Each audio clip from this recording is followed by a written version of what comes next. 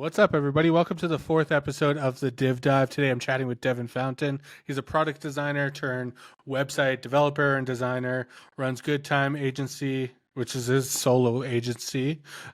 He's a design community advocate and helps people wherever he can, and just an overall stellar dude. So much fun chatting with him today. I was cracking up the entire time.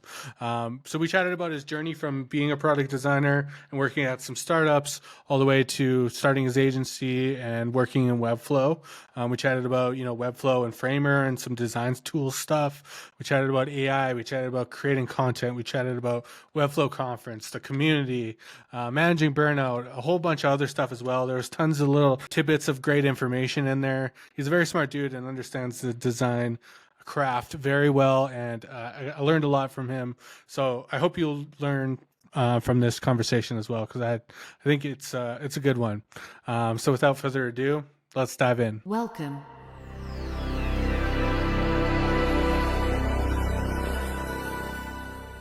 Let's dive in. Let's get into it, my dude. Very excited to chat with you today.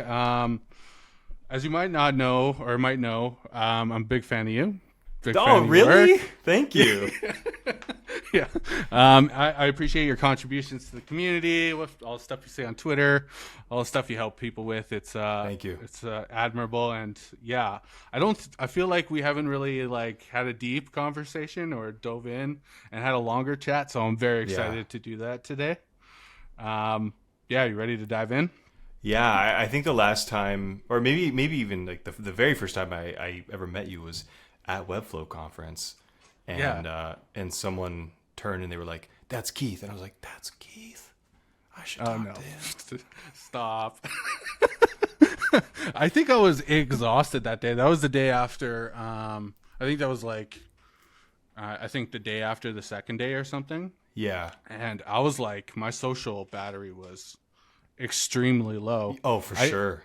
Yeah, I think I was I would just work from home in Alberta, Canada. I don't talk to people very much other than work related stuff. And then I think that I was just it was just a barrage of meeting a bunch of people that I've been wanting to meet for so long and have a conversation with. And it was it was so much fun, but tiring for sure. Yeah, I have really bad TMJ in my jaw too. So talking for 6 to 8 hours every single day, and then the third day I didn't talk as much, and people are like, "Is everything okay? Are you all right?" Yeah. It's my jaw just really hurts, guys. Yeah, for sure. Okay, yeah. So I was digging into your history, your background a little bit. And from what I gather, you worked at a handful of startups as a product designer until about 2021. One of which, from the sounds of it, got acquired, which is pretty cool. But yeah, I'm just curious. Can you share a little bit about your experience working at these startups and maybe how you got into product design in general? Yeah, this feels like a non-podcast interview, but a job interview. So it's let me tell you a little bit about myself. Let's do how I got into product design. Let's jump way back. Sure. So I actually didn't know what I wanted to do for a living. As soon as I turned 18, graduated high school, a lot of people didn't know. My friends and I would make home movies, and we would submit them to local film festivals. And I was always the guy that would do the title cards, or I would do the special effects, the compositing. You're not going to get a link to it, but there's a video of me on YouTube ducking a CG rocket that I had made in After Effects, and I was so proud of. And so after high school, I didn't know what I wanted to do. So and I was making stuff with them, and I decided, you know what, I'll go to college for special effects. So I went to the Academy of Art University in San Francisco, and I was enrolled in the special effects compositing sort of path. And then what ended up happening was it was a year of charcoal drawing and oil painting, and there was sculpting you had to do, and your general education. And I was like, I don't like this. I just like computer stuff. I don't want to be doing all this preliminary work. And one day on my way to class, I actually took the wrong. I took the elevator up to the wrong floor, and I got off, and it was this really bright floor with computers that were sort of sitting on these pedestals. It was almost like a museum in a way. And the work was on all of the computers, like students' work. And I would walk by and see like, this is exactly what I want to do. And at the time, there wasn't a name for it. Like there wasn't, like product design wasn't a thing when I was in college. Everybody just called it web design or new media. So I ended up running into the head of the department, and I was like, hey, I'm in this this path right now. I was wondering like what this one is like, and he convinced me to drop what I was doing and join that. And I ended up doing that for like a year and a half. Learned web design, and I learned like Photoshop and Illustrator, and did a music class at one point. There's a really bad YouTube link for that. I'll happily share that with you privately for like a car commercial. It's really, really bad. So I did that for a year and a half, and I was just racking up debt. And my mom was like, "What's your backup plan? What's your backup plan?" Because like, for creative types, artist types, there's always like that fear of like, well, you're not gonna make it. Like not all artists make it. And so for me, I never had a backup plan. It was always like, no, this is what I'm going to do. Like I'm sure of it. So I was just racking up debt, and I decided I'm going to drop out. So dropped out a year and a half in. It's like a 4-year program, and decided I'm going to learn this on my own. Move back home to live with my parents again. Ended up working at like Kohl's, folding clothes in the baby department, and taking like courses online for Team Treehouse, with Team Treehouse, and that's how I learned like front-end web development, WordPress, PHP, things like that. And so I would take like small gigs, with Arizona companies until like a tile company took me in, and I was just doing like their storefront graphics, like literally the graphics for their online website. And they were really bad, but it helped me get really quick at Photoshop.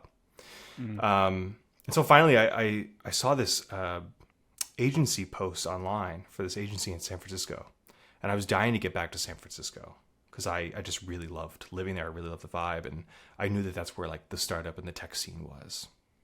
So I applied to them, and I was really hoping that they would just take a chance on me. Because like I know that it's really hard for junior designers, junior developers to find roles. And so they said, hey, we'll try it out for a month. And I ended up working on an app that no longer exists. I can't even remember the name of it. Twitter ended up buying it. And then shut it down almost immediately. But I did that for like a month, and about a week and a half to 2 weeks in, they were like, when are you coming? When are you going to come to San Francisco? And I was like, pay for me to move. Pay for me to go there. Okay. And they were like, okay, here's a relocation bonus. They gave me a relocation bonus. I immediately bought a PlayStation 4. That's true. I immediately bought a PlayStation 4. I was starting to get into fashion at the time. I bought like a pair of really expensive boots and like some other just really dumb things. So, by the time that I got there, and I was staying with a friend, I didn't have enough money to put money, like a deposit down for an apartment. I had to save up, but that's besides the point. So, I worked with them for about 2 years before they folded, because agency work's really tough and the money was slightly mismanaged. It was a lot of work for us. Helped them close the business out. And then the developer that was on that team, Josh Guffey, love that guy. He ended up going to another agency called Yeti, also in San Francisco. And he was like, hey, if you want to hire us, we're a package deal. And they were like, okay, sure. So they ended up hiring us both. I did that for a year. And I think a lot of the projects that I worked on there didn't necessarily like vibe with the clients. I think that there was a bit of a mismatch in terms of like what I was doing and what they wanted.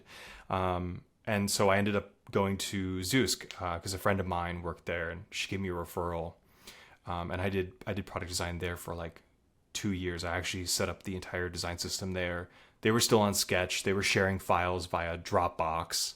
And so there was like this huge discrepancy between what was actually going on in production and what each team member was doing individually. So I set up I was like, hey guys, here's Figma. I'm gonna show you what a design system could be.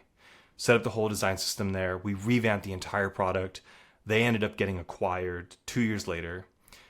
We were all laid off, which was a great time for me because they got acquired. And so I made a bit of money and I had time to think about what I wanted my next move to be. And I had spent nearly 10 years in the Bay Area and decided, my girlfriend and I will go to New York. We'll move to New York City. It's like where we always wanted to be. It almost felt like the next logical step.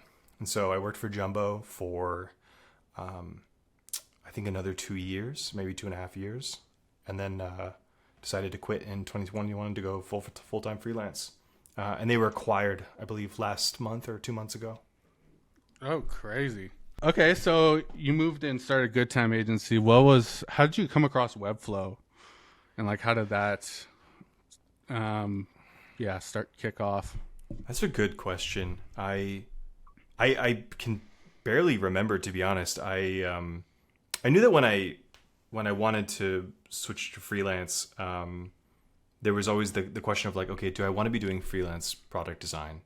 And I was doing that for like 10 years, and I was just kind of over it at that point. Like, I had sort of reached a point where I could just do product design like without even thinking about it, and it became more of something that I dreaded rather than enjoyed. And so I kind of wanted to go back to like my roots, which is like, why I got into design in the first place, which is web design. And I think I discovered Webflow because at Jumbo, we were doing a website for the product.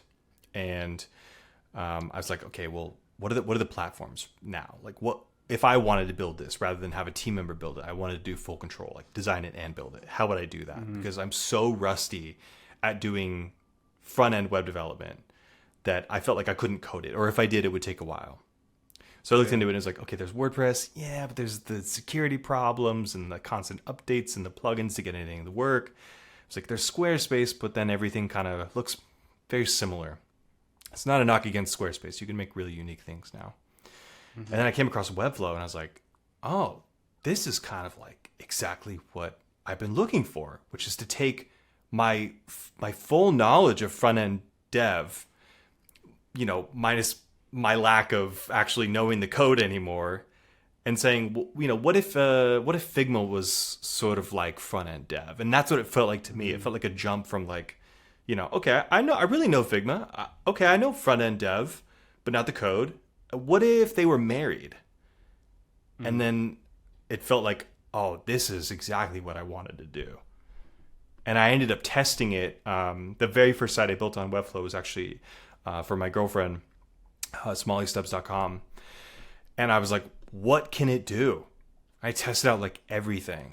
I did CMS, I did Lottie animations, I did like all sorts of interactions, and people ended up loving it. And I was like, oh, this is my jam. Like, I'm absolutely going to do this. And I just had enough of working for Jumbo. There's actually a newsletter I had written about it, and decided, yeah, I'm just gonna do freelance full time. I have the money saved up. I'm just gonna do it, make the leap. Yeah, I'm curious how you thought about when you were like deciding on how to set up Good Time. Like, I know you kind of do like a monthly kind of retainer approach. Was that like initially what you wanted to start with, or did that kind of come through just kind of chatting with particular clients or starting to do some work with some clients? Yeah. So actually, in all honesty, when I quit my job, I originally wanted to start a platform for teaching junior designers and mentoring junior designers in web development and web design and product design. And then, after discovering Webflow, it was like, oh no, I'm going to do that. And I realized that, in the Webflow space and in sort of the freelance web dev space, nobody knew who I was.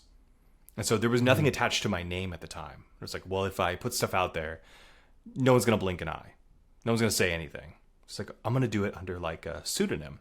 And of course, Brett from Design Joy started his whole design as a service.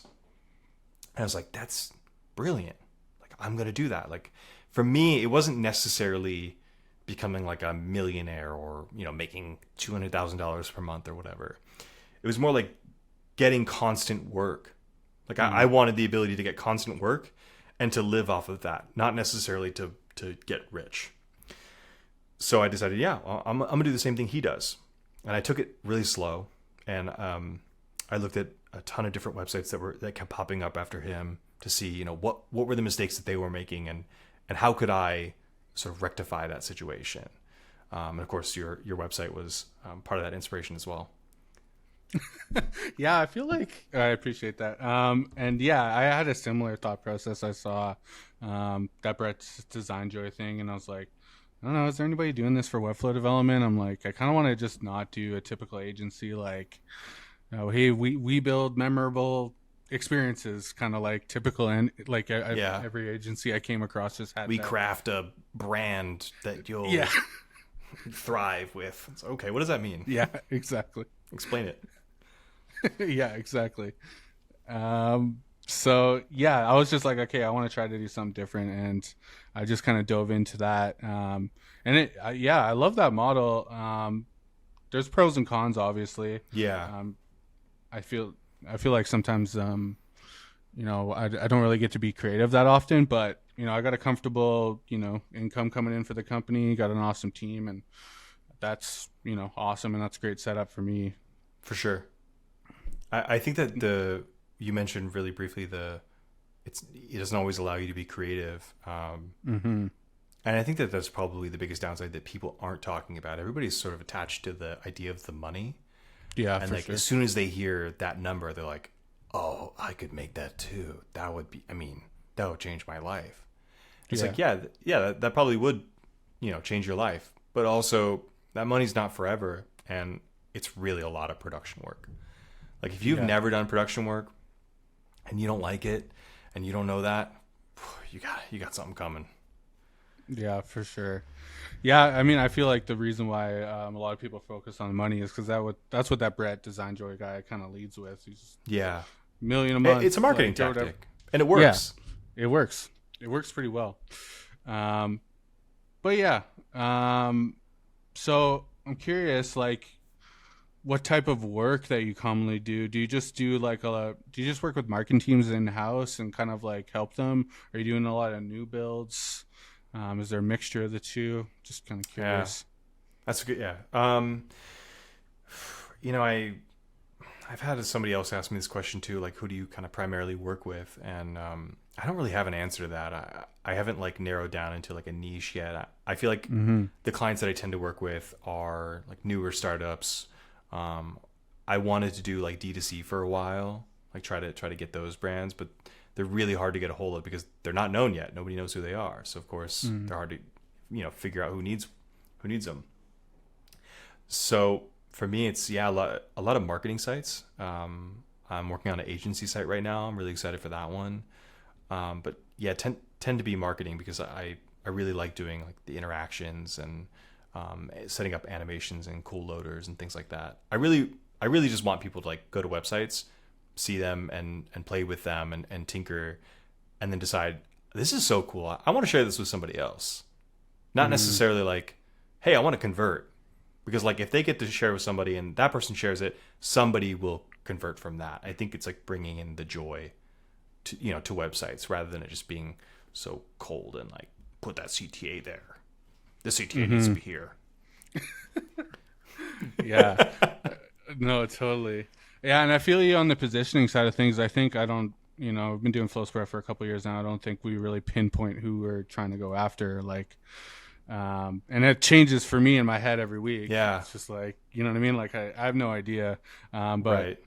it's just about experimenting, I think, and playing around and trying to find that sweet spot. Yeah, like I love all the clients that I've worked with, but they're not specific. I'm not really trying to like reach for certain people. I'm just like, guys, I just want to pay my bills. Like, let me be creative. Let me pay my bills. If we can do those two, I will be set. Yeah, for sure. So like you just work with yourself, right? You don't do you work with freelancers or? I am sometimes. I'm working on a project right now with Corey Runnels of Flowman. Yeah, Awesome, dude. yeah, he's cool. Good dev. Yeah. I'm curious, like you've worked in product design with a bunch of teams, I'm assuming lots of people, lots of stakeholders. Yeah. And now you're just completely different, freelance by yourself almost and working with clients, obviously. But I'm curious if there's anything you miss about that or, you know, something that you might want to do in the future. Yeah. I think that this is a really lazy answer. I think the thing that I miss the most is just sort of like being like the feeling of safety, that comes with working like a salaried product design job where like, yes, of course things need to get out the door and product features need to get shipped and things need to be revamped, but there was never like a pressure. I never had to set a timeline on something and be like, I will get this done in 2 weeks. You will launch this in 2 weeks, you know? There was never those late nights. There wasn't, 14-hour days or, coming in early in the morning to work. It was, I kind of missed that. And I know that's like a cop-out answer. Like, I feel like people would probably want to hear like, I love the whiteboarding process and whatever, but no, I mean, it's yeah. I don't miss that. That's for sure. Yeah, I mean, I feel like I sometimes crave like just being in a room with people that you're working on a problem. Yeah. You know what I mean? Like just the remote thing kind of feels disconnected, and sometimes I feel like, just non-social. And, well, that's why I think like the community aspect in Webflow is one of the best parts. Is that at any point in time, I can pop onto Discord, I can pop onto Slack, into any one of the communities, and copy paste an artboard and send it to somebody, or share a read only link, and be like, hey, I want you to really critique this. I would love some feedback on this, or just kind of like shoot the shit about like a new feature. And in real life, I think that with the pandemic, and I guess people moving away and wanting to do their own thing, you don't really get a whole lot of that. That community is so spread out. So like being able to just jump in at any time is like truly the best part. Yeah, no, I totally agree. I mean, I guess speaking of Flow Party, just to give a quick plug to everybody. You do regular events with them. They're a fantastic community. On Discord now, you guys moved away from Circle. Yeah, we moved over to Discord. Slack decided that they didn't want to keep our messages anymore, and so we're like, let's make it more community powered. It's pretty expensive, and it's not really geared towards community too well. But yeah, it's a great community for everybody listening. Definitely dive in. I'm curious what that community means to you, and also like what that experience has been like, kind of like talking with people and helping people a lot, because I know you do that pretty regularly within that community. Yeah. When I first discovered Flow Party, I don't even remember how I came across them. I had a thought in my head that was like, oh, this is perfect because I don't know a lot about Webflow for right now. And if I join, I can learn more. And in a way, that's true. But in another way, it's like, well, I ended up making friends more than anything. But as soon as I discovered that community, they were still fairly new. And everybody was really hyped about kind of what they were doing. Mm-hmm. And me coming in, I had decided, I'm going to make a name for myself here. I know that sounds really like cheesy, like I'm gonna make a name for myself someday. Oh, I mean, but I think that way. Like I've thought that before. Yeah, but like the thought didn't come from like I want people to know who I am kind of sort of like self-absorbed thing. It was more like I want to be at the top of this community so that I can get more work and I can essentially make enough money to spend more time on the community. Because what I wanted more, that's why I quit my job originally, right? It was to like mentor and teach junior designers. And so that's why I started Friendback Cafe as well. It was like, okay, if I can make enough money, I can spend time every Tuesday critiquing junior designers' work, looking at Webflow projects, doing like these mini courses on Figma or design or, animation. And so I was like, I need to be known in the community to do that. I need people to, essentially if somebody has a question, they say, oh, Devin might know the answer to that. He could probably do that for you. And so that was sort of the path that I decided on for myself is I need to get to the top of this particular community. And then once I'm there, I can sort of do that in other places too and give back in those places as well. Yeah. No, I hear you there. Like I value doing community stuff pretty highly, and I think it was confusing for me early on where I didn't really know like the tangible benefits of doing community stuff. Yeah. It's really hard to see those direct correlations, because I don't think there is any direct correlations. But the moment I started doing like, Twitter Spaces and doing some community of type events, I feel like everything just elevated in a lot of ways. And I feel like it's, yeah, like I mentioned, it's not directly tangible, but it just seems to work. I seem to get more work. I seem to be helping people that I didn't, like, Yeah. helping people with their day to day and stuff like that. And like, to me, that was really exciting, and it felt good. And it, ended up in some more work as well, which is super interesting. Yeah, I think that I also really love, like, when your name is sort of like passed through people's mouths over and over again. Like, everybody's like, oh, you should turn to Keith for this thing. You should turn to Keith. Like, other people hear that too, and they end up, sort of spreading that, and suddenly your name is everywhere. And so even if you have an abundance of work, like just too much, like you can't take it on anymore, someone will say, oh, Keith does this. And then what that enables you to do is say, I have work. Who can I reach out to to give this work? And then you have these people that you have connected with in your community that you trust, that you can give work to. And of course, they're extremely grateful. And I love that part. Like, when I have too much, I just go, hey, does somebody want this? Somebody that I worked with, somebody that I've connected with in the community, I've known for a year and a half now. It's the best. Like, it's the connections, really, like in the financial aspect, in the friendship aspect, and just, I guess, knowing other people and knowing what they do. Yeah, totally. I'm curious. You're like talking with people a lot in these communities and helping. I'm curious if there's any common things that you come across that people struggle with very consistently.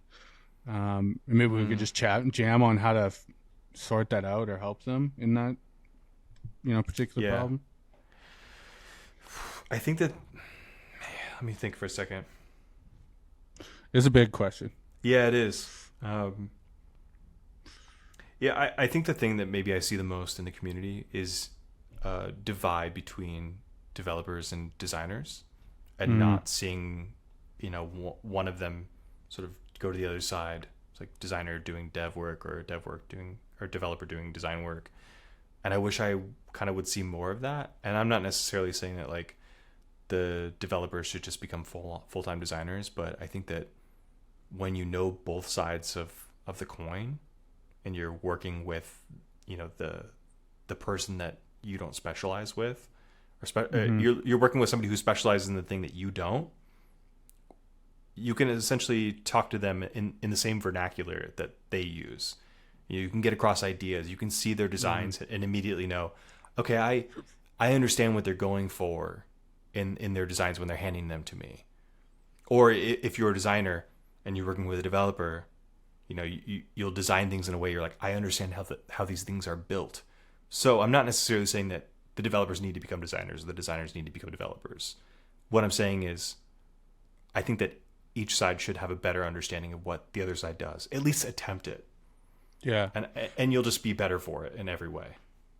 Yeah, I totally agree. I feel like sometimes they're afraid of the other. You know what I mean? Like, if you're a dev, you're like, oh, I'm like, that's not how my mind works. I'm not creative. I don't know how to design or whatever. And then on the other side, you're like a designer, and you're like, well, I don't know how dev works. I'm not technical or whatever. But I think if you just force yourself into that scenario, you'll figure it out a little bit at the very least. And then you'll kind of, like you mentioned, know how they can play well together, and how they can. Yeah.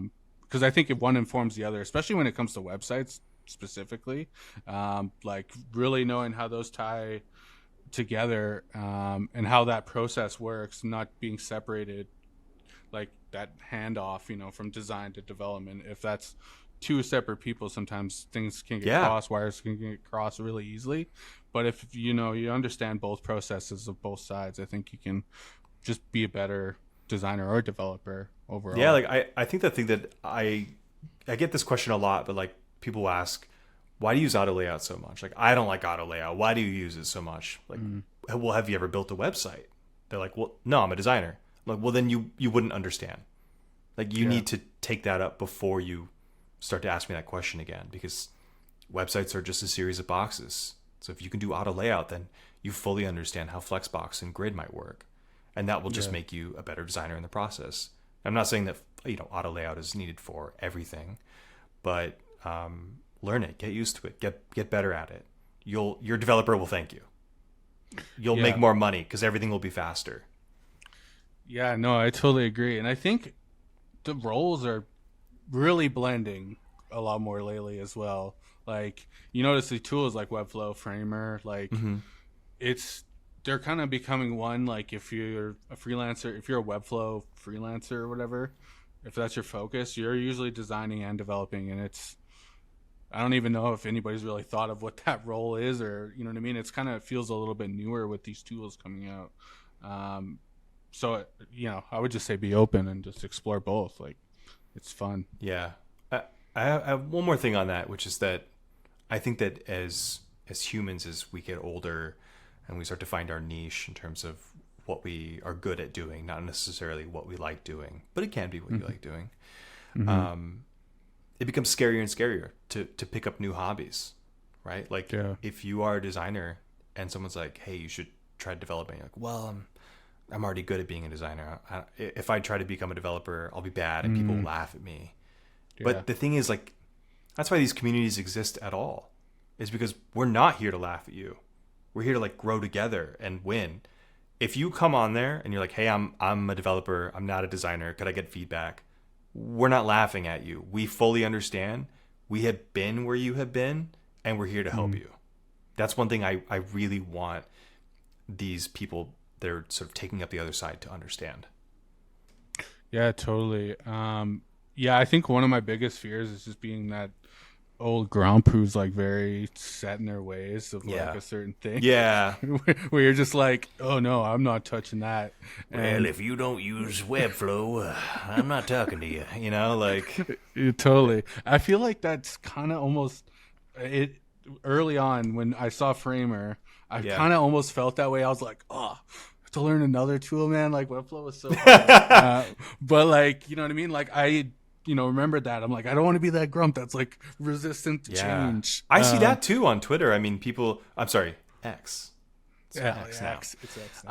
I see people post that on X. They'll say something like, well, I do Framer. I'm not going to bother with Webflow. Like, I do Webflow. Like, why would I bother with Framer too? I'm like, oh, you don't want more work? You don't want more money? Oh, yeah. I have no brand allegiances. I will drop you in a heartbeat if a better tool comes out. You weren't around probably when everybody was on Photoshop and doing product design, and then Sketch came out and they were like, "Oh no, we're done. No, we're not doing that anymore." And then Figma came out after Sketch, and everyone was like, "Oh, Sketch is dead." People will drop you in a heartbeat. So picking up the next tool will only help you. I totally agree. I mean, I got a Webflow tattoo, but I'm not full. I'm like, I love Webflow to death. I love the community, but like, I will do whatever. Like, if I need to like figure out, I mean, I've been playing with Framer a lot. I actually really like it. It's a great tool. There's obviously pros and cons, and maybe we can chat about that. We can turn the Webflow W into an F. We can make it work. Yeah, it'll just be bigger, but you just put it sideways and put a line there. We can make it work. No, I'm stoked on the Webflow tattoo. I'll just get a Framer one on the other leg.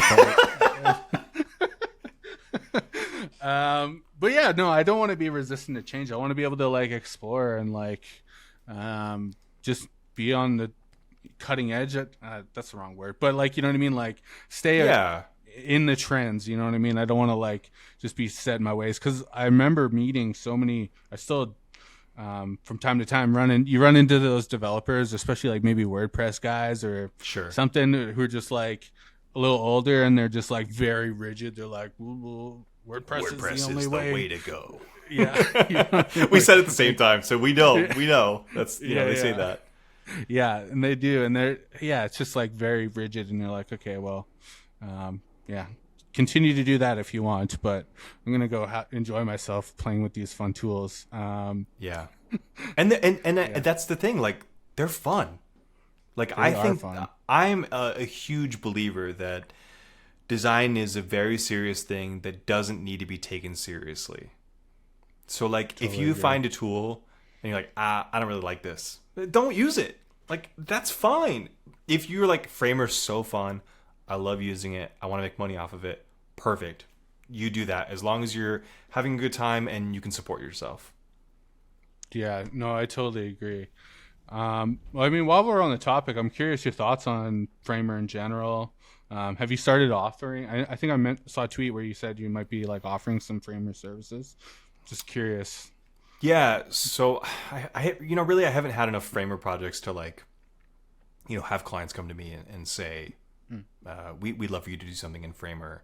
I've pitched it a couple times in a few client marketing sites, and they've said, no, we've seen Webflow, we like it. I think that Webflow has been a bigger player in that space for a bit longer than Framer has, because Framer was a prototyping tool for a while. And so I haven't had any like huge clients. I did do Soren Iverson's Try Scribe, or I think it might. Wait, let me open my browser real quick. Yeah, it is. It's still okay. It's tryscribe.app. Wait, is it? Yeah, it's tryscribeai.app. Okay. I ended up doing the Framer site for that. He designed it and I built it. It was a AI copywriting tool for Figma, and that was like the first real client site that I did on Framer, and I really enjoyed it. And right now I'm converting my own agency site over to Framer, just one, to see kind of like what it can do and how far I can push it, and two, I'm gonna offer it up for free because I love doing that. Like, yeah, I love making things and then just going, here, have it, whatever. Yeah, I think that's a great that's a fantastic part about Webflow early on, especially just being able to share clonables and stuff was like a really great environment for exploring and sharing with friends. And it's really cool to see Framer, taking that similar approach, because you see people post on Twitter like, hey, I made a sick button, and you just like take those buttons and remix it, I think they call it, and like, yeah, I think that's a great way to build community and just get people comfortable using the tools. Because I think for me with Webflow, I would just clone early on. I would just clone other people's sites, or just take a look at the read-only link and see how they set it up, how they created this inner. Yeah, for sure. And yeah, it's just a great way to see under the hood, I guess. Yeah, I don't remember where I heard it, but I say this all the time, and this is the reason that I give all my stuff away. Like, sometimes even client sites, I'll just like, here's the clonable for this, because like I know that you can't technically use this for your work because it's my client's work.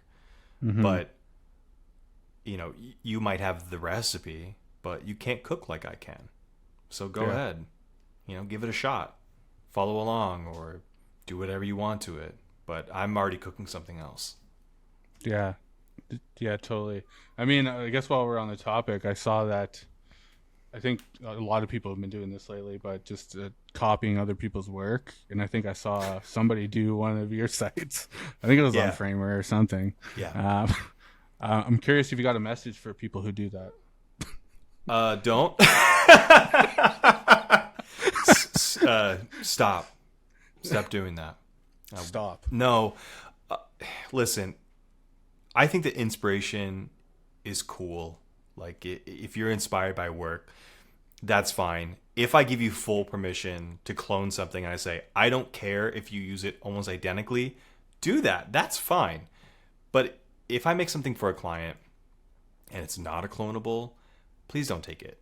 Like, a designer worked very hard on that, whether that's me or somebody else. And I worked very hard on building that, whether that's me or somebody else. So, for you to just go and copy my homework almost one-to-one, it sucks for sure. Yeah. In a way, it's like I don't know, a bit of an admiration thing, where it's like, oh, I kind of made it if people are copying me. But also, if your audience is bigger than my audience and you're copying me, come on, really? Yeah. I mean, what does that say about you as a designer, as a creator, as a developer, that you're going to give this work away for free, but you can't even come up with it on your own? Yeah, no, I totally agree. I think I was chatting with Tony Seats yesterday about this, because he had his portfolio, I think, saw copied that twice. which is Yeah. crazy. But I think what he said something like, "I wish I could just talk to them and tell them, like, um, to just be good at your craft or whatever. You have to kind of do the deep work to figure that stuff out yourself, rather than Yeah. like cutting corners and like trying to like just get it out and start making money or whatever and rush through it. Like I think you're missing a fundamental piece in being able to serve clients by just skipping the queue and copying other people's stuff and just trying to get through it. I think to understand the craft and how you build websites, I think a good place to start obviously is your personal website. Try to do something Sure. creative. Try to like go outside the box and like do that deep work. Yeah. I mean, when it comes to copying, like if you're copying to find out how something works or how they built it, or maybe even just copying it and realizing, oh, I understand why they made these decisions, that's fine. I fully understand that. I did that a lot as a junior designer in my early agency days, literally copying things one to one and understanding, oh, this is why they put this button here. It makes sense because of this thing. But if you're just flat out copying and putting out and going, this is mine, come on. Yeah. I really like Dennis Snellberg. I think it's Snellberg maybe. I like his approach where everybody kept copying his, and rather than saying, hey, don't do that or whatever, he created a sort of like a gallery of shame, which is like a website of websites, a gallery of websites that look just like his. And I just love that approach. Now, I don't have enough people stealing my work to be able to do that, but if they did, you'd find a site for me. Yeah. No, I totally agree. Yeah, I think just using it for like if you're just going to use it for inspiration or just to figure out how somebody did something, like just you don't need to. You can do that. Just don't share it publicly, claiming it as your own, and you're completely fine. You know what I mean? I think that's all good. Because I definitely did that early on. I would just like rebuild some sites that I liked, and I was like, it's a great way to learn. Yeah, truly. It's a fantastic way to learn. Yeah. I'd like to shift gears a little bit to creating content because I know both me and you have been like both trying to get some content out there, do some newsletters, do some stuff. Man, is it tough? First off, it is. It's really hard. Yeah, it's really tough, man. And yeah, I think I would love to just ask first thing, is that like 100 tips, 100 days that you started at the beginning of this year. I thought that was awesome because it shared, first of all, tons of value. And it was just a fantastic thread that you could just see consistently you were posting about it. And I think that's great. And yeah, I'm curious, like, what you got out of that, because obviously I think other people got some value from the tips itself, but I'm curious, you doing the reps of doing that every day and thinking about design and the craft probably every single day. What you got out of that. So the thread originally started, with sort of like two aspects. One being, I want to put a piece of content out there every single day, something like of real value that people can come back to and share, and it'll have this like ripple effect where just people just keep sharing it over and over, and no matter how old it is, someone will find it again. Yeah. And with that, I'll sort of grow my audience, and it's helped a lot. The other aspect was there was this like sort of quasi design celeb thing happening where design celebrities were sort of sharing tips on the daily or every week that I was like, that's not a tip. Like, why would you share that? Like, I feel like you're so far removed from somebody who's just starting on design that you may have forgotten what it's like to be in their shoes. And I haven't forgotten that. Like, I'm extremely grateful for that first agency taking a chance on me. And I've never forgotten what it felt like to, make that leap from dropping out of school to working at Kohl's to, working at an agency. And so I was just, it truly came from a place of like frustration and anger. So it was like, I'm going to teach a community and I'm mad about it too. So I was like, you know what? I'm going to do 100 tips. I'm going to do one every day. And I want them to be legitimate tips that I would follow, that I would actually tell people, and that I would want people to follow. And I think I think that it was hard. I mean, it was really hard because like after 20 to 30 days, I was like, all right, well, that's it. I'm out of knowledge. Like I don't know anything else. And so I would sit down every Sunday and just sort of like brainstorm ideas on what I could talk about. And the most helpful way to do that was to go on Twitter, to go on Discord, to go on Slack and see like what are the questions that these junior designers, junior developers, new freelancers are actually asking about. And can I answer those questions? And so it was almost like free info, like going on there and be like, oh, that's a tip. Oh, that's a tip. That's a tip. And just do them over and over again. And eventually I started to get the hang of it and creating individual titles that were catchy. And then, you know, an idea would pop into my head later on into the thread. It was like, you know what? I just realized the titles of each post, X, would be, you know, the name of like this page, like this chapter. And so I'm trying to write a book about it. Like I'm trying to take those 100 tweets and turn them into a book that junior designers can buy and you know keep on their keep on their desk and open at any point, flip to a tip and just go, oh yeah, that's actually useful. I'm going to use that in my day to day. Because like what I don't want is for them to go back to that thread or go to a book and open it and be like, well, that doesn't really apply to me. You know, I wrote the tips to apply to anyone at any level, but be genuinely useful in a small bite-sized format that doesn't require like an overly analytical view of design or a master's degree or, you know, I want anybody to just be able to pick it up. Totally. Yeah, I appreciate that. And I think like going through those reps of just doing it every week, I think it's great just to get used to creating content, but I think it like sharing those tips, and whenever I try to share valuable information or whatever, I feel like it also reminds me why, or reminds myself those tips as well. You know what I mean? When you're thinking about it, sometimes it's really easy to like go through your work and life and you just like, you know, forget about the fundamentals of certain things. It does teach you along the way. Yeah. It's easy to get caught up in like the next thing or what's up next, but sometimes, you know, going back to the foundational level and like remembering the core values of, you know, design and why you do it, I guess is pretty impactful.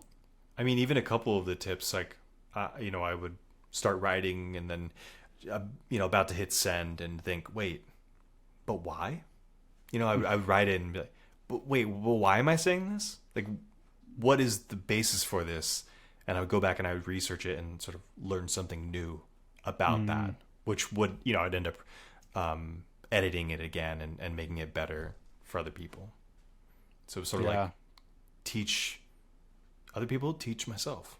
It's great. Speaking of content, I've been seeing you all over like Reloom and Flex Academies, like socials and YouTubes and stuff like that. I'd love to hear the story about how that got started because it feels like it's a newer thing for you. So the Flex thing is a little different. I don't know if I can talk about. I can talk about how they like how I got introduced to RAN, but I can't talk about maybe what they were looking for. I got the referral from Maria in the Flow Party community. Shout out to Maria. She's excellent resource for Webflow if you get stuck. The best. She put me in touch with RAN, and RAN was like, "Yeah, let's try it out," you know. And the thing about RAN is he is exactly like he is, you know, in videos or you know, like in like short clips. He is the nicest, just most humble, caring guy. He's hands off when it comes to your work in a way that's like, I want you to do what you know best, but your lighting needs to get fixed. And so he's like, hey, we want you to do, and we're going to test you out. Let's do one video, do like a short video, and we'll see how that goes. So I did a short video with them, and I selected the wrong mic input source. I did not have the I'm not using the camera in this recording, but I bought a camera actually to record with them. I didn't have that at the time, and so it was dark, it was grainy, and the audio was coming from, you know, my MacBook, and it sounded awful, but people liked it. It was like, oh God, this is so embarrassing. Like, I'm not normally like this. But the fact that people liked it, he was like, that's all I need. Just upgrade your stuff, and we can fix the rest. So now I'm doing one video a month with them, and 2 short videos. And my most recent video with them was probably my longest. It was like going from something that was 5 minutes long to I want to talk about this thing, but I think it's going to take a bit. And it was like 55 minutes long. It took me like 4 hours to record. It's about the 12 principles of animation applied to Webflow. Yeah. And then with the Rayloom guys, I mean, I don't know. I just really get along with those guys. Like, ever since I met them at WebflowConf, ever since I was a part of the Rayloom Rumble, it was like we just vibe really well. They really like the way that I work with them. They really like my work, like the work that I do. I was like, let's collab. And so I did a video with them recently where they were like, hey, we want to do a video where maybe you show like how a component can be built. And I was like, yeah, but what if we did 3? And they were like, oh, I don't know, 3's a lot. Like, let's start small. And I was like, no, we're gonna do 3. So we did 3. I made 3 different mood boards, and I decided to do 3 different components based on one nav bar. Because you always see on Twitter, someone's like, if you use Rayloom stuff, like your website's gonna look like every other website. It's like, that's not true at all. Yeah. You're not reinventing the wheel. You're just using it to your advantage. Mm-hmm. And so I did that video with them, and we're going to do another video at the end of the month. And when does this recording come out? When do you think this will come out? Closer to the end of August. Okay. Then I can talk. I'll just talk about it here. I did the landing page for their most recent launch for the Rayloom Site Builder. It's a product that I've been using from them for like a couple weeks now, where you can use builder? AI. Yeah, you use AI, or you can write your own thing to generate however many number of pages sitemap you want. It'll automatically generate the sitemap, all the structure, and then as soon as you're set with that and like the order, you can go right to wireframes. It generates all the wireframes for you using their components. And if you don't like something, you can swap the component out with another component from the series and have it regenerate copy for that particular component. And then when you're done with that and it's all approved, you bring all of it to Figma, you bring all of it to Webflow, and it's all synced up. It's the best product that they have put out. It is incredible. Wow. Something about those dudes, like, you know what I mean? Like, first of all, they're amazing dudes just themselves. Like like you mentioned, met them at WebflowConf, and just down to earth, humble dudes. Very funny, just chill, amazing dudes. Yeah. And the work that they've been putting out, I thought just the library was impressive, but they just haven't stopped shipping very valuable things ever since. And they're so consistent with it. You could tell they have a really strong vision for what they want to do. And it's just so impressive. I could probably do a whole episode just chatting about all this cool shit that they're doing, because they are awesome. And that sounds like an amazing tool. I'll make sure it lines up in the release schedule. Yeah. Or whatever. So, like, by the time that this comes out, you'll have probably used it for a couple of weeks. Yeah. You're gonna love it. But right now, I'm telling you, if you whoever's watching this, if you're like, I don't really subscribe to Rayloom, like I just build my own components, that's fine. That's fine. Mm-hmm. But this feature will get you to subscribe immediately. I promise. It is magic. So, they wanted me to work on the landing page for that. And they had an idea in mind of like, talking about the different features, of course, within the product. And I said, I really like Rayloom Ipsum because it has this sort of like interactive feature where you can see how the product works immediately by going onto the site. Like, you'll scroll down and you'll see a feature to generate copy. You click generate and it shows it, in situ on Figma. Like, that was cool, but I was hoping, guys, that it could be a little bit more interactive, because that's kind of what I like to do is with marketing sites. It's like, could it be like the real thing? So I spent the past 2 weeks working on just the interactive portion of that landing page. So everything feels like it's a piece of that product to take in and put on the page. You can shuffle copy. You can, generate fake wireframes.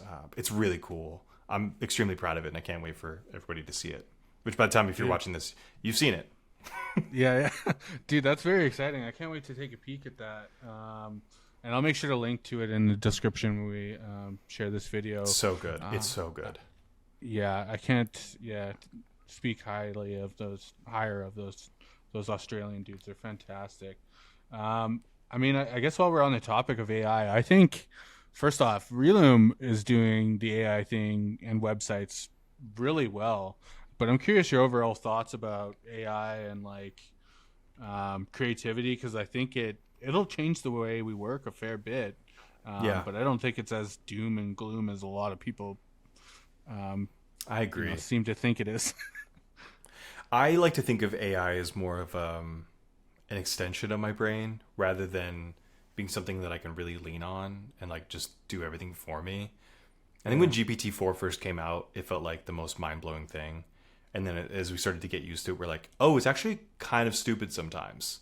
Like it doesn't get things that aren't words. Yeah. It's great at writing code occasionally. I think that in the case of like Framer AI, we're not there yet. I don't know if you've tried Framer AI. Yeah. I know that when it first came out, everyone was like, "That's it. We're done. Our jobs are over." And I booted it up, and I was like, D2C marketing website for kitten mittens, and it's like, just generates the most dog shit. Like, page is like, well, no one is shipping that. No one can ship this. Yeah. I'm actually using AI right now on a client project where the one with Corey and I. We're using the Rayloom site builder from beginning to end to generate sitemaps, to fill in some copy that the client hasn't written, to generate the actual wireframes for the project and move them over to Webflow and Figma, so that we can work in tandem, and then using Midjourney to generate the imagery for the particular website because they wanted more complex illustrations, and it's not within their budget or my budget to hire an illustrator, and due to the time constraints, I can't do it myself. But if you're asking about how I use AI just generally, I think it's just a great way to sort of like get over the hump. If I'm writing some copy or something, I immediately turn to GPT-4 when I get stuck and say, what's another way to say this simpler?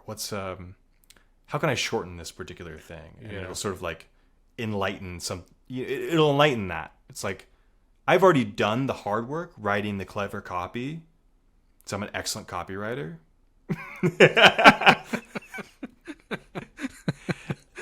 So I'm like, okay, I've done all the hard work. Now I want to take just that little extra 10% and see, can I get this shorter using the same tone, the same style that I've already started with.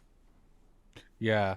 I feel like these tools are like you mentioned Framer AI and a few of these other ones. Like I think they're not super refined yet, but I look at them and I'm like, oh, I could see where this is going to potentially go, and it'll allow people to do things a lot quicker and a lot more efficiently. And this is one thing I would love to chat with you about because you might have an interesting perspective. I've been thinking about this a lot, but I'm curious what agencies are going to look like in the future, or if they're even going to be around. Because Dead. I dude, I've been thinking the same thing because I just see so much power in a good freelancer who knows what they're doing, and paired with these new tools that are coming, the efficiency is going to be through the roof. Yeah. And if you have good foundational design knowledge or dev knowledge and like know how this stuff works and can leverage those, oh my god, people are going to be blowing agencies out the water, I think. Yeah. In a lot of ways. I don't think agencies stand a whole lot of a chance in the future with all these tools enabling solo freelancers to do everything that they want to do under one particular bucket. If I'm a client and I'm like, I need a website for this new kitten mitten that I'm putting out, and I want people to buy it. It's like, I'm gonna go to an agency. I'm gonna talk to them, and they say, yeah, we can do it. It's gonna be $80,000. It's gonna take us 8 weeks. I'm like, oh wow, that's a lot of money. Behind the scenes, they've got only two people on it, one designer, one developer, and those people are spending 8 weeks on the whole thing, and sure, it's probably gonna look gorgeous, and they're gonna have the entire agency behind them looking at that particular process and giving them close critique. And then they turn to a freelancer and they're like, how much would you do it for? And they're like, I think it'll take me 4 weeks, and I'll do it for $15,000. They're like, okay, let's do that. And they're like, do we need to hire a developer? And they're like, no, I do that. I'm a designer and a developer. I do Webflow and I do Figma. I'll get you the designs within 1 week using Rayloom Site Builder. Yeah. And you'll have this finished product by the end. And so using the power of AI as well, they can write the copy. They don't need to hire a copywriter. That being said, I do think that people should hire copywriters or hire a designer that is good at copywriting. It's extremely important. Totally agree. That's kind of how I feel about it. Yeah, I look, especially in my area, like there's agencies that like run the creative stuff in Western Canada. You know what I mean? They're big. They have like huge teams, huge office, secretaries, like project managers. It feels like it goes through 5 hands before it gets to the designer or the person working on it. There's a lot of bureaucracy involved. Yeah. Yeah. Lots of extra time to send it up and down that ladder as well. And I think that is where they're going to end up failing. And I think there'll probably always be a place for that. But I think in general, like, especially in tech, everybody's scrappy. Everybody wants to move really quick. Nobody wants to invest 80 grand to figure out if their product is going to work. Or like, especially at the beginning, you're just like, I want to explore, try it out, put some stuff out, see if customers come. You know what I mean? Just spin up a landing page with Reloom and a freelancer and spend 10K or whatever. That's reasonable. Or just do it yourself. Test out your idea. You know? Yeah. I think a lot of customers also see the agency as like, if I'm hiring the agency, I'm getting, they think of it, I'm getting the agency. Like, no, you're getting 2 people, maybe 1 person, and they're going to be doing the exact same thing as a freelancer, but you're paying their salary, you're paying their insurance, you're paying for all of that stuff, the extra overhead. Yeah, and I think also in a lot of situations at agency, you don't get the A players, you get the like C, D players who are like just getting started. You know what I mean? Like, it's true, because I've been there. I have been the C player before, and I'm like, taking on this project? Like, you want me to take on this? They're paying us how much, and I'm only getting paid how much? Yeah, exactly. Because that's how they make their margins. They just leverage that dynamic, charge lots, and then get cheaper people to do it. So it's it's an interesting thing to me, because I'm like, okay, I kind of have an agency currently. What does that look like for me? Game over. But I'm just trying to think about like, okay, well, maybe you just tighten things up, keep a small team, try to be more efficient, and don't shoot for because that's what I thought initially. I was like, I want a 100-person team, big office, like huge agency, and that's what I started with, even just before Flowsparrow. And I was like, I'm thinking now, I'm like, I can maybe just keep it tight, keep it remote, don't get an office, leverage tools, keep sharp, and don't be a grumpy old like person who's resistant to change, especially when it comes to AI. Every agency that I've talked to as of late has been like, we're actually starting to downsize. Like, we realize that we don't really need a lot of people. We should hire like more specialists and less of like, have everyone for everything. Yeah, I totally agree. And it's an interesting thing, and I'm excited to see where it goes. And I think just a note for everybody is like, don't be resistant to new technology, new tools. Just try it out. Have fun. Play around. Yeah, play around with this new. Yeah. For web design. yeah, exactly. Cool. Well, I want to chat about your newsletter really quick, because like, I love the newsletter post that you put out, and I'm trying to do it with the Div Dive a little bit, and it's hard. It's really hard.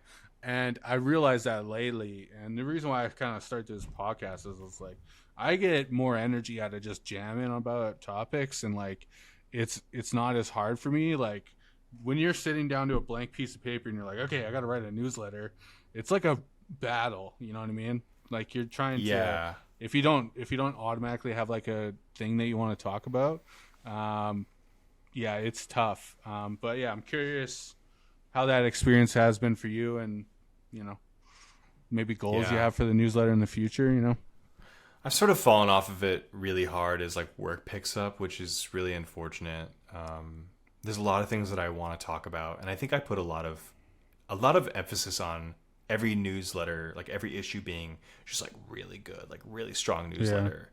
And it, I don't think that could be more wrong. It turned out everybody just really enjoyed the link stuff.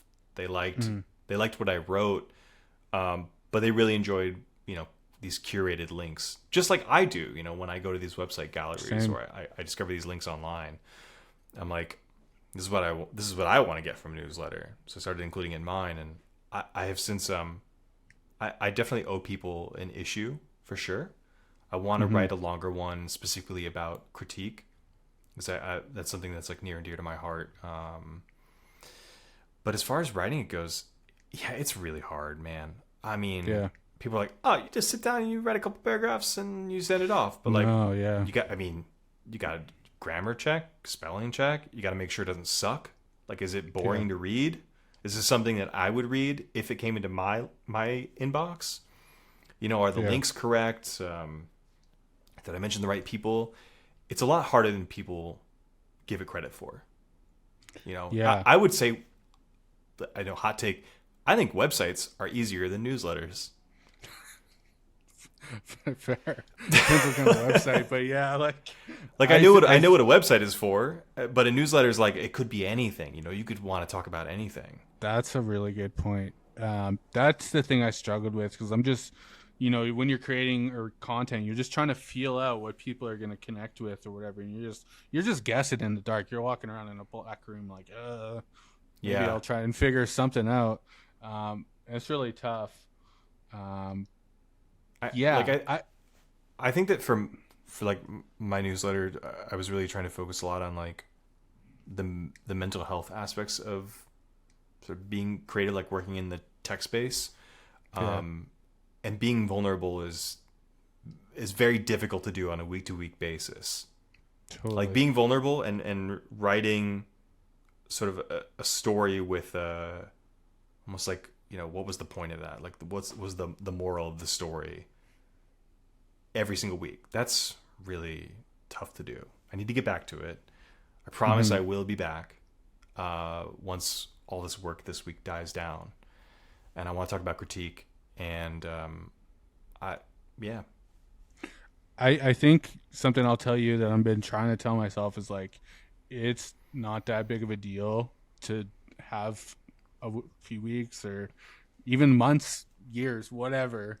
It's okay to not do it, because, to me, it's like, it's really hard to juggle with work. And you just mentioned that. It's this very similar scenario. It's like, you're working and then you're trying to like think through something really difficult and share something, and it's really, it can be stressful, but it's unnecessary stress is stressing yourself out because you didn't put that content out on a consistent schedule or something. Yeah. You know what I mean? Like, and it taps into something too that like we're not good at, which is writing. And this goes back to like, pick up other tools, like try design if you're a developer.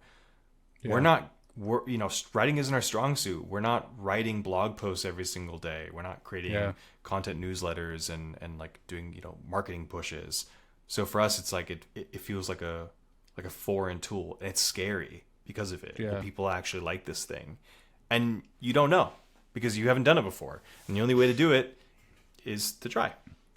Yeah. And I really think about it as an experimental thing. Like I want to see what people click with, see if I like writing, see if people like that type of content in general.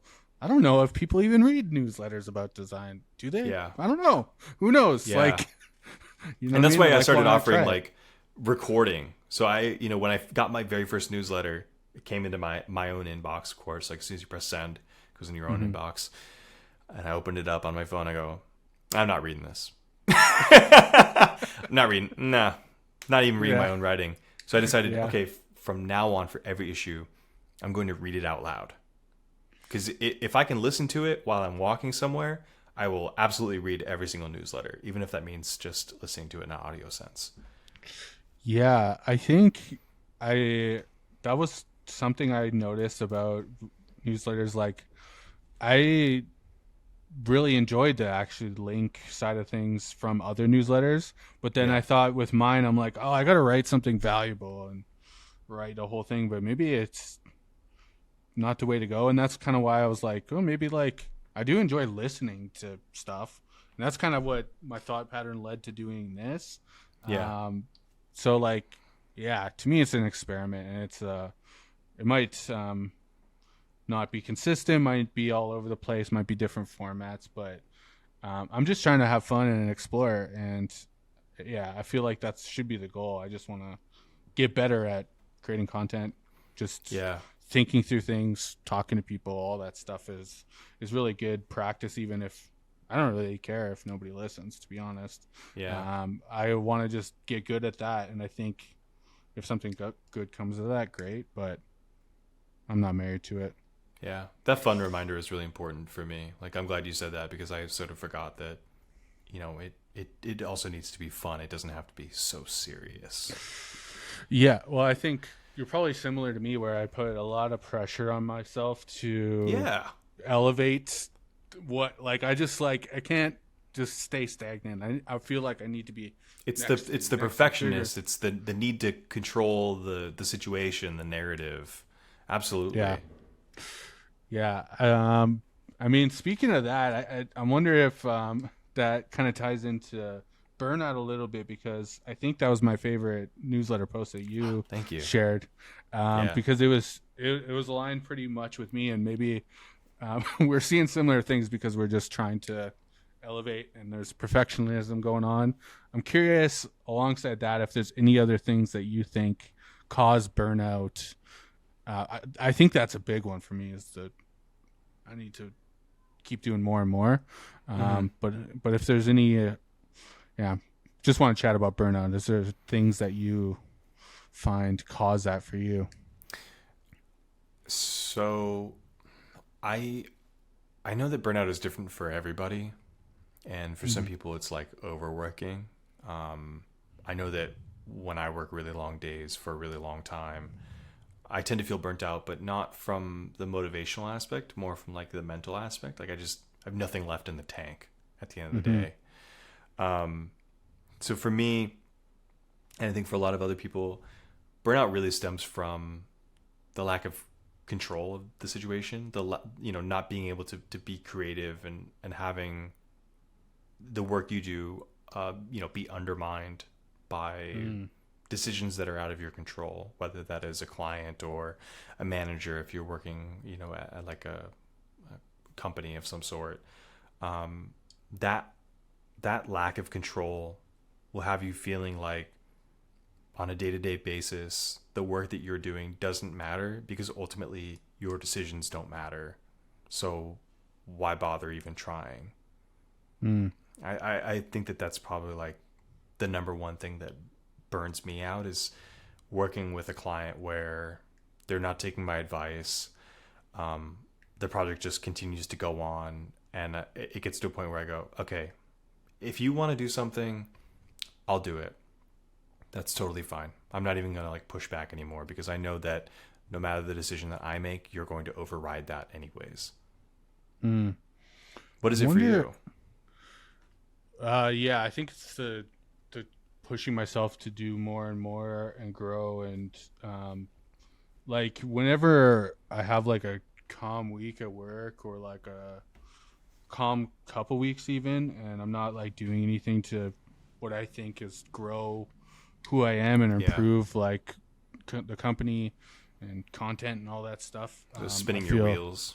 Yeah. I feel like I'm just like, well, if I'm not growing, what am I even doing? And I just have high ambitions for myself and like where I want to go, and I think I've always had that, and I think when I feel like I'm not going in that direction, I just kind of start to like I can't do work. I kind of freeze up a little bit. I'm like I can't even seem to think when I hop on my computer. You know what I mean? Yeah. I'm like I can't. Well, I can't say do anything right now. And I'm just like I'll just It's like the lack of direction. You're like, yeah, well, what is my next move? I'm not entirely sure.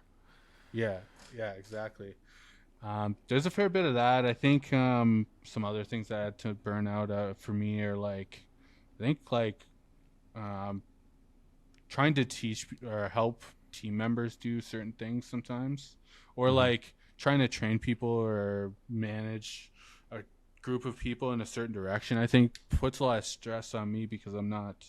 It's newer for me, maybe, Yeah. and I don't really know how to give best advice sometimes, and I also feel like sometimes I don't know if it's right, so I put a lot of pressure on others, and that stresses me out. And it's like there's a lot of things going on with running a team. I think that burned me out a fair bit, and that's a newer thing for me, Yeah. for sure.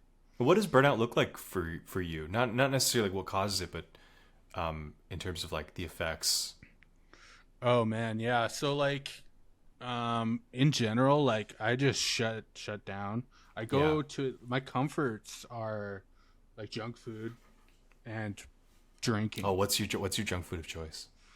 Oh man, I all of it. If I'm like I'll just like get like a whole pizza and like some wings, like, Yeah. and just eat that entire thing like Yeah. I mean, unrelentlessly. don't. Yeah. Or like a huge like like Oreo ice cream, man. Like everything Oreo Yeah. related, I could Yeah. eat endlessly. Yeah. So all that is a big thing for me, and I'm trying really hard to not do that at the Mm-hmm. moment. Same with drinking as well. Like drinking for me, um, I started like doing creative stuff, just working in the nightlife industry and like Yeah. DJing and like being a part of music and stuff Oh, like I didn't know that. that about you. That's cool. Yeah, it was a good like my early 20s were mostly spent in clubs, and I would DJ in front of people. I would help promote shows, get to meet artists I really like, and that was really cool. But that environment for me was like I was drinking a lot, doing some drugs, Yeah. just like that was like a long period of time where I was doing that, and I think I gained a muscle of like, hey, drinking's my comfort. I'll just go to the pub, have some drinks, and that's like something I fall into is that lifestyle, the unhealthiness of both junk food and drinking. I Yeah. fall into it super easily, and like it's it's a battle for me, just in general, as it is. But when I burn out, it's like, holy shit, I could dive into this really easy. And sometimes I do, and that's okay. It's not the end of the world. But I just try to avoid that if possible, and because Yeah. that it makes it worse. Like when I do that to my body or treat my body poorly, like I wake up on Monday and I feel like crap, and then It's like a you know feedback loop, it just sort of yeah, gives into yeah, itself. Yeah. because you have to kind of fix the the stuff that you were burnt out about the week before or whatever. You have No, to no, fix no, it. no. Just more pizza. Just more pizza. Yeah, yeah. So yeah, it definitely does a loop, and yeah, it's not the most healthiest thing, but I'm trying to figure it out. Yeah. Damn. Yeah, it's That's a lot. I'm not laughing at you. It's the pause. I swear. yeah, yeah. No, I mean it's an interesting thing. That's my go-to. What does that look like for you? Like, do you have I is wrote this so I wrote about it, and I actually forgot what I wrote, but I know for me it looks like it's anxiety for sure. Gives like when I'm burnt out, I feel more anxious because I feel like I don't have any control over what I'm working on or like yeah, the level of creativity with the things that I'm working on. I think the other thing that I find myself really drifting towards, like, unlike you, the things that I find comfort in, video games and like reading yeah, fiction or watching a TV show that I really enjoy, I start to veer away from those things and start indulging in things that give me like short bursts of, happiness, like TikTok or something like that. I had to set a screen limit on TikTok when I was really burnt out because I would just find myself like, swiping for like 2 hours at night. It was like, if you really think about it, I can't remember like, even 1%, even like 0.01% of any of those TikToks that I've watched. And so when I start to veer away from those things, that's when I'm realizing, okay, something's wrong, and I need to figure out what it is, and sort of like address that head on. Sort of sit with it and be present. And that's hard. That's a really hard thing to do, is sitting and being present with your thoughts. Oh, totally. Dude, I feel you on the TikTok thing, man. That is, I think there's going to be some studies in the future that show how harmful that app in particular is to people's brains. 'Cause, like, it is like crack, dude. It's so like boomers have lead paint, we've got microplastics, and then Gen Alpha's like, we've got TikTok. Yeah, exactly. I feel like it almost lowered my attention span in a lot of things. Like, lately it's harder for me to watch full movies or whatever sometimes. You know what I mean? Yeah. I kind of like find myself pulling out my phone and like could this movie be 30 seconds actually? And could it be like, what's up guys, it's The Godfather, we're gonna yeah, I need a hook at the beginning, please. And it needs to be really quick. This is if you guys want to see Godfather Part 2, like for Part 2. It's like, it doesn't, just drops your attention span like a rock. It's ridiculous. Yeah, totally. Well, yeah, I mean, I think it'd be good to chat about in relation to burnout, like for maybe ways that people listening can avoid it, and maybe how some ways to recover from it. We could start with avoiding it. For me, like how I try to avoid it is when I see the warning signs, I just step away. Like, that's a big one for me. I'm just like, if it's like 2 p.m. and I'm feeling really anxious and the weight of everything is like on me, I'll just like, okay, I'm like logging off. Sorry guys. And I'll just go for a walk, or like, just get outside, do something different, because especially for me, like this, like wake up in my bed, come grab a coffee from the kitchen, come to my desk, play on the computer, go play like video games, go to bed, come to get coffee. It's just like a constant loop, and I feel like just breaking away from that helps me out a lot, especially walking, because I can do my thinking. My thinkies. I'm gonna do a little thinkies. And that helps me a lot. But yeah, curious if you have any tips. Or I saw a tweet from Grace Walker when I was shout out Grace, what's up? When I was first starting out freelancing, and she said something like, she doesn't power through problems. She doesn't just sit and like, if she's hits a roadblock, she doesn't sit and power through it. She'll like step away, and it's almost immediately that she steps away that she'll kind of solve the problem mentally. It's a good one. And I think the same thing with burnout is like, if you start to feel yourself slip into that, start to veer away from the things that you normally enjoy, change the scenery up, go for a walk. I saw a study that was like, walking outside in nature for like 30 minutes a day is proven to make you a happier person. Like, whatever life hack you need to sort of like get away from the source of the burnout, go and do that. Yeah. And like I said, for me, the lack of control is a problem. And I even mentioned at one point that like, if you don't have control of a situation, if you can't be creative, find some sort of outlet that gives you that creativity. And I understand that it can be difficult for people to find motivation, to find the energy to do that after work. Like, I'm not that person. I don't do that. And I've never done that. I don't, in interviews when people say, what are your side projects? I go, what's that? I don't do that. Like, I don't have time for that. I don't have the energy. You don't have to do that. What I mean is like, find that creativity elsewhere. Find it in cooking and in dancing and going outside and taking pictures. There's all sorts of ways that you can be creative that don't necessarily have to mean staring at, 4,000 by 2,000 little individual LEDs on a screen and clicking and making boxes. Like, I love designing. I love sitting in front of a computer. But after 8 hours a day and a client saying, make the logo bigger, make the CTA bigger, I don't want to be there. Like, Yeah. I want to find that creativity somewhere else that I can be truly flexible with, right? Something that is not about solving problems, but something that makes you feel good. Yeah. Dude, you're speaking directly to my soul right now, because that's something I'm like trying to figure out actively right now. Like finding a hobby. Yeah, like a hobby. It's hard. Things to do outside that I kind of enjoy. I used to make rugs, which was really fun. That's cool. You do like the shearing and like. Yeah, the whole thing. Like so cool. It's like a gun. I had like a whole frame, and that was. Yeah, I love that. Can I commission a rug from you?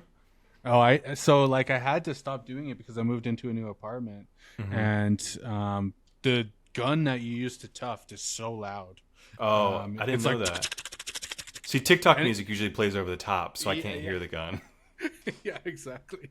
But yeah, it's like, like with a rug, every single line needs to get filled in with this gun. So like, you're just doing that. Like, I would just do it for 8 hours a day, kind of on the weekends when I was doing it. So like, yeah, it didn't work too well in the apartment.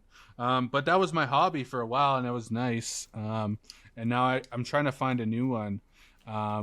Yeah, for me, like, my hobby has always been creative stuff on the computer. So it turned into my job. So I don't know what, like, I need to find things outside of that. Hard. It's hard. Yeah. I mean, it was going out and like having drinks with friends or partying or whatever, and like that's not really healthy. So like, I need to figure out some stuff, and then maybe get some friends and stuff as well. Like, I have some friends, but you know what I mean? Like, I don't. I don't know what those are. I don't know. I just work. I just work and work. All I know is webflow.com and a Figma icon in my dock. I've more recently been thinking about, like, what sort of hobbies I want to get into, and thinking about like the aspects of being, I know it sounds really bad, of being online that I like. So like talking to people like you right now. I'm not necessarily an extrovert. Like, when I've had my fill of social activity, I like to retire for the day and just not talk at all. My girlfriend and I have something we call little mouse time, where we'll just go in bed and watch TikToks quietly, separately. That's cute. And so, I'll take like, what do I like about the community aspect? Oh, I like talking to people. I like that interaction, the sort of playfulness that I can just kind of chat around. Okay, well, what aspect of that do I actually like? It's the banter, right? It's the back and forth. So I've turned that into, okay, well, what around me has that sort of like thing to it? I like playing video games. I like talking. I don't want to be in front of a screen at the end of the day when I've done that for 8 hours. So recently, I did a little short D&D campaign up in the Upper East Side in Manhattan. And that was fun, because it was like, didn't look at a screen for 4 hours, got to do stupid little voices that I love to do, got to role play a little bit and chat with strangers that I'd never met before. That's cool. And so I encourage, like, if you're watching this and you're looking for a hobby, start to dissect the things about what you already do online that you like, and try to figure out what from those things do you like, and how can they be extrapolated into something else. Yeah, that's really cool. I like that thought process, and I think I'm taking notes mentally because I need to do something like that. But one thing I also need to remind myself is, like, not everything needs to be a money machine or a job or something. Yeah, it's like, that's what I thought about with the rug stuff. I was like, okay, I'm gonna find a hobby, but I also want to make money doing it, and I want to make it into a big business. Yeah. I can't wait to make a landing page for this one. What will it look like when I scroll? Yeah, I had a whole like thought process. I had like a bunch of mock-ups where I was like gonna design a whole like e-commerce experience where I'd sell my rugs, and you know what I mean? Like, that was like my whole thought process. And hey, if you're watching this and you want to make a rug website, it would be really cool if we made a website that literally looked like it was made out of a rug. So DM me. Dude, well, that was my thought. I was like, the background should look like it's a rug. And just have little chunks on top of it, or something like a shag carpet. That was the whole idea. So if anybody has a rug business that's listening and wants to do it up, hit up Devin. He'll help. Yeah. Or clay. That would be cool too. We'll do a website that looks like clay. That'd be Yeah. really cool. Yeah, I forget what I was even saying. Yeah, just don't make your hobby a money maker. I think that's a key note for me. Yeah. Cool. Well, you're going to WebflowConf, New York. Yeah, I'm going to WebflowConf in New York. I'm not talking in it. Okay. I thought about it, but I think that I got things to do. No, I just don't have any ideas. Yeah, I was thinking about it as well. I don't really have any ideas, but I also was like, I think WebflowConf for me is like that one time a year that it's like a reunion party or something. Yeah. You know what I mean? Like I don't want it to be feel like work that much. I kind of want to just enjoy myself and see others talk. So, yeah, I'm going to SF. So unfortunately, I probably won't see you. But yeah, I'm very excited for that week. Yeah, I mean, like I did want to go to what is considered like the main, WebflowConf, but then they were like, we're gonna do New York City. I'm like, well, I already live here, so I might as well. It's for some people, it's like I gotta fly to a whole city and I gotta book a hotel or whatever. For me, it's I'm gonna hop on the subway, I'm gonna ride 20 minutes, I'm gonna go, and then I'm gonna come home and I'm gonna make dinner. It's great. Yeah. Yeah, that's sounds perfect. And I was dude, I would really wanted to do San Francisco and then New York. Like a band, like you're following a band around. Yeah, like their tour. like an Almost Famous kind of thing. Yeah. But yeah, like I don't know. I think there's a huge wait list. I wouldn't want to I don't even think I could get in there if I wanted to. Yeah. So like just let the people who are going to that one fill that spot that I would want. And I'll just do the SF one because I think that should be fun. So well, dude, if you do get into the New York City one and you're like you come here, like come over, like we'll do like a barbecue. Like I'll smoke some meats for you. I got like a smoker in the backyard. I'm a great cook. It'd be awesome. Don't tempt me with a good time. I might just come just for that. But well, I don't know. I might hit you up about that because I think see, that was a really easy sway. Okay. Yeah. I'm not going. Well, he might cook for me. Okay. Well, I think it was I was like on the fence already anyway, so it was an easy tip over. But I think they're doing a second day with workshops. Yeah. And they're selling tickets for that. And I also assume there's going to be like after party stuff, so maybe I don't have to go to the day conference, but I could just go and hang out with people there. I don't know. Yeah. Do you remember the breakfast that they had in the morning? That was like one of my favorite parts. Oh, the food there was great. Yeah. The Webflow Twitter account the other day said like what was your favorite part about, like, what do you miss most about Webflow Conference? And, everybody's answers are like, I love the talks. Like, I loved meeting Joe Krug, or like, finally meeting Rand was like a real blessing in my heart. It was like, stuff like that. And for me, I was like, do you remember that Greek yogurt on day 2 in the morning with the one strawberry in it? It had like 0% fat, or no, it had like 5% milk fat. It was really good. And the Webflow account was like, sure. Yeah. We don't know what you're talking about. Yeah, I got to meet Vlad, but the latte, I mean, they were good. They were good. Lattes. If you have not been to WebflowConf last year, they had a whole barista on staff, and they were just making whatever latte you want as many times a day as you want, and it was a problem. I was drinking a lot of coffee. Yeah, for sure. Yeah, that was a fun week, dude. I mean, just exploring like the office and stuff like that. That day was really fun. I definitely drank way too much that night. So day 2 was a little rough, but it was really fun. I think that like my favorite part too is that like I went into it expecting everyone there to be like, let's talk about Webflow. It's like we do that every day. Like we're part of communities. We talk about Webflow all the time. We do Webflow every day. For our jobs. Let's not do that.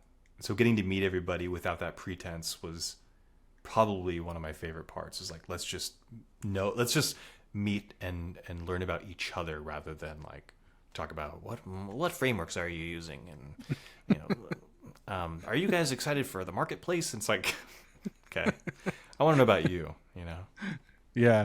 Well, I mean, another cool part about it was just like being able to walk in there, and I felt like I knew everybody already, you didn't have to have that like awkward conversation at the beginning of meeting them. You know what I mean? Like you kind of already have to know them, even if it's like wasn't, you know. Yeah, you kind of met them virtually already, and it's just like easy. It was easy. I think that's my dog. I'm gonna shut this door real quick. No worries. Hey, I'm shutting this back door.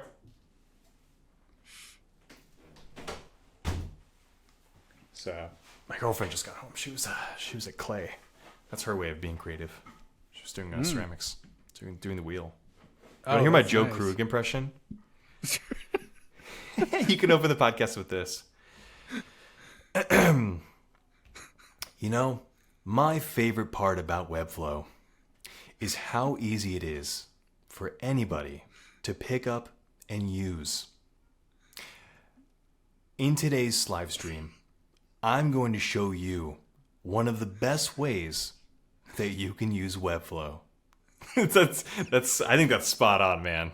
That is spot on. That's I met him, by the way. He's a super nice guy. Oh, super fantastic. Nice guy. Oh, the vision that he has for FinSuite is impressive. And I mean, they've been legends in space forever. I mean, yeah, they know what they're doing. And yeah, it was cool to meet him.